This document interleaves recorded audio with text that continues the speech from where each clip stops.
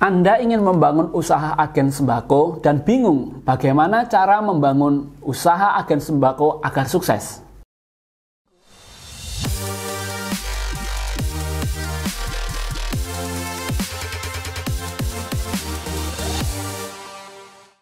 Hai Sobat The Consulting, ketemu lagi dengan saya Rio Kristiantoro. Nah, dalam video kali ini saya akan membahas mengenai tentang bagaimana sih membangun usaha agen sembako dan juga tips and triknya. Eits, sebelum kalian nonton videonya lebih lanjut, jangan lupa untuk subscribe dan nyalakan lonceng notifikasinya supaya kalian mendapatkan update-update video terbaru dan membantu kami untuk mendapatkan 10.000 subscriber. Tentu yang kita tahu bahwa agen sembako atau memulai usaha di bidang sembako itu sangat menjanjikan. Karena apa? Karena itu bahan pokok gitu ya. Bahan pokok itu berarti dibutuhkan oleh seluruh orang. Karena apa? Karena untuk mencukupi hidupnya.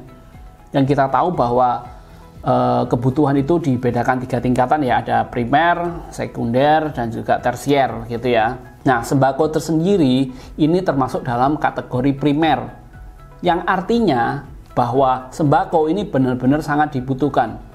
Coba bayangkan ketika sembako ini atau bahan pokok ini itu tidak tersedia di pasar, otomatis akan menjadi kacau balau gitu ya, karena orang akan susah makan, orang akan bingung ini bagaimana hidup saya gitu ya. Nah, atas dasar hal itulah agen sembako ini sebenarnya cukup menjanjikan ketika kita menggeluti usaha tersebut gitu ya. Karena apa ya, itu tadi, karena sembako adalah bahan pokok untuk kehidupan manusia. Nah, bagaimana cara memulai usahanya ketika kita ingin bergerak di bidang sembako? Yang pertama tentunya pasti rencanakan usahanya ya. Jadi direncanakan, di skema secara matang, dan tentunya pasti harus riset, karena nggak mungkin nggak riset. Rencana aja tanpa riset itu juga susah.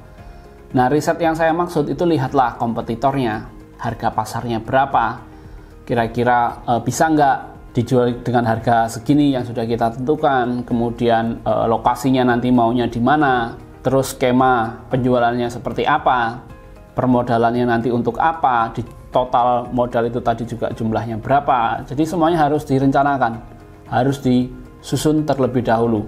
Nah, untuk yang selanjutnya yaitu tentang tes pasar atau riset pasar. Jadi yang mengkonsumsi bahan pokok kita, katakan beras deh. Beras kita tahu itu ada beberapa golongan gitu ya. Ada golongan 1, 2, dan 3. Katakan golongan 3 ini yang paling premium gitu ya. Nah, ketika kelas premium dengan di daerah yang sudah ditentukan atau di lokasi yang sudah ada tentukan, kira-kira radius 5 km dari lokasi Anda itu pesaingnya ada berapa sih? Pesaing bisnis kita. Kemudian produknya yang mereka jual apa sih?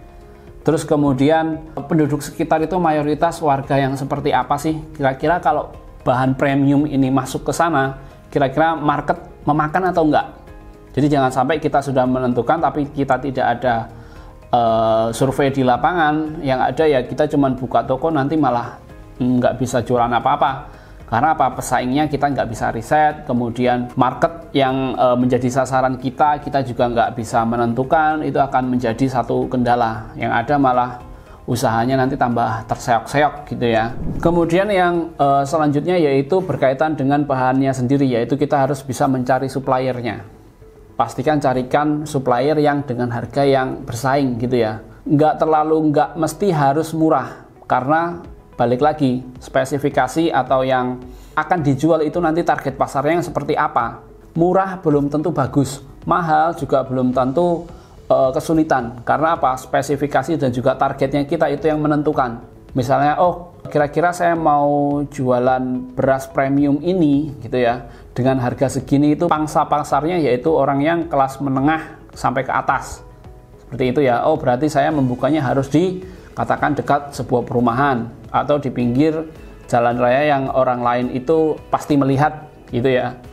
Nah, jadi hal-hal seperti itu harus diperhatikan karena target pasar kita itu menentukan harga berapa yang akan kita pasang dan supplier mana yang memenuhi kriteria kita tersebut gitu ya. Itu akan menjadi lebih tepat sasaran. Selanjutnya yaitu tentang kualitas produknya. Tentang kualitas produk.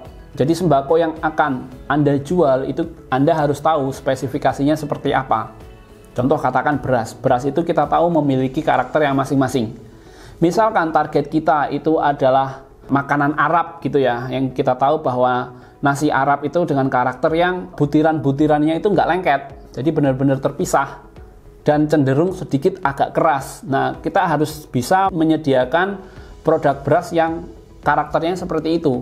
Beda lagi ketika customer kita seperti katakan orang Jepang gitu ya. Orang Jepang identik dengan nasinya yang pulen, yang lengket dan lebih cenderung harum. Apabila kita salah menentukan spesifikasi itu tadi, maka dipastikan produk kita pasti tidak akan bisa bersaing. Jadi tentukan spesifikasi dan target pasar kita itu seperti apa. Nah, kemudian yang selanjutnya tips yaitu mengatur manajemen persediaan yang baik. Karena kalau sembako kita tahu kita pasti memiliki yang namanya expired. Saya sarankan untuk selalu FIFO. FIFO itu first in first out. Jadi barangnya pertama kali datang, pertama kali juga harus dikeluarkan. Biasanya yang mereka kelupaan itu kalau barang sudah di bawah, nggak mau mereka naikin supaya barangnya itu segera keluar. Yang ada apa yang paling bawah nanti akan ketumpuk terus, akhirnya mengeras dan rusak. Nah, itu akan jadi sebuah kerugian tersendiri. Kemudian selanjutnya yaitu memperhatikan tata letak ruangnya, khususnya untuk di gudang. Jangan sampai kita menyusun itu malah menyusahkan kita sendiri. Karena apa? Untuk sembako biasanya itu produk yang fast moving. Maksudnya barangnya yang cepat laku, jadi cepat keluar, cepat juga terisi.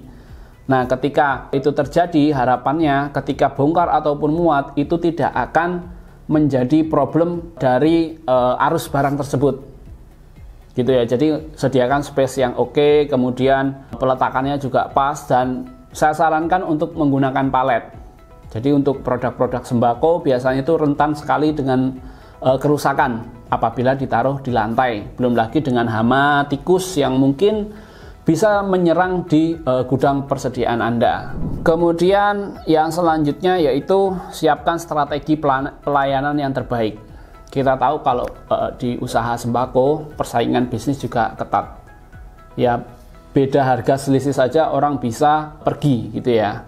Nah, kan tetapi ketika kita bisa memberikan lebih, salah satunya dengan pelayanan, ya pelayanan dan kualitas yang terbaik, itu harga pun tidak tidak menjadi pengaruh yang begitu besar. Karena orang pasti melihat pelayanannya oke, ketersediaan stoknya oke, spesifikasi yang atau bahan yang mereka butuhkan tersedia, mereka juga nggak akan gimana-gimana, jadi nggak akan pergi. Karena apa ya, kita sudah bisa memenuhi pasar kita. Jadi orang itu pasti enggan untuk coba-coba untuk di tempat lain, nanti yang malah beresiko dengan produknya mereka. Bisa jadi mereka masih berjualan lagi ataupun untuk dikonsumsi di dalam rumah nanti yang akan berpotensi untuk kesehatan keluarga.